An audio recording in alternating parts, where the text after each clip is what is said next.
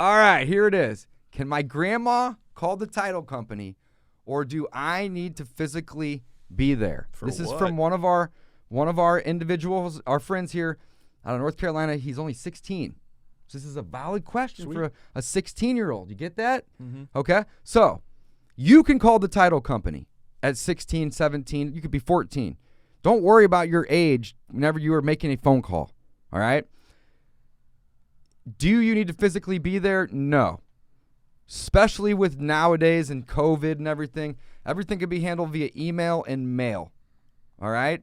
So do not worry about physically going there. Now, I suggest you do because you want to build a relationship with your title company and your title reps.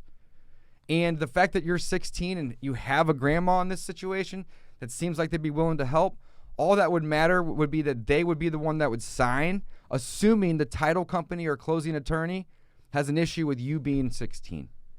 I personally don't see any issues with age. Yep, there are. Are there? Mm-hmm. You got to be 18 to sign a contract in the state of Missouri? Everywhere. In everywhere? Okay. Yeah. I'm pretty sure that technically a 16-year-old can enter into a contract and then can legally say, I didn't really want to do that at any point at any time. That's a good point. So they're almost always going to require the person to be 18. But again, I wouldn't necessarily worry about it. It's kind of to your advantage. Yeah, this particular friend of ours has a grandma that's already, it seems like, willing to help. So, once you find the deal, put it in your grandma's name. Use our contracts. They have so many out clauses that you're protected, guys. You don't have anything to lose if you do it right. Again, we talk about all of this in the Ultimate Guide to Wholesaling Real Estate. All the CYA clauses, all the simple things that you are going to need, they're available in that book. Yeah, so grandma can show up to title company and sign, though. I mean, again, I think that's a great idea. It's a great workaround.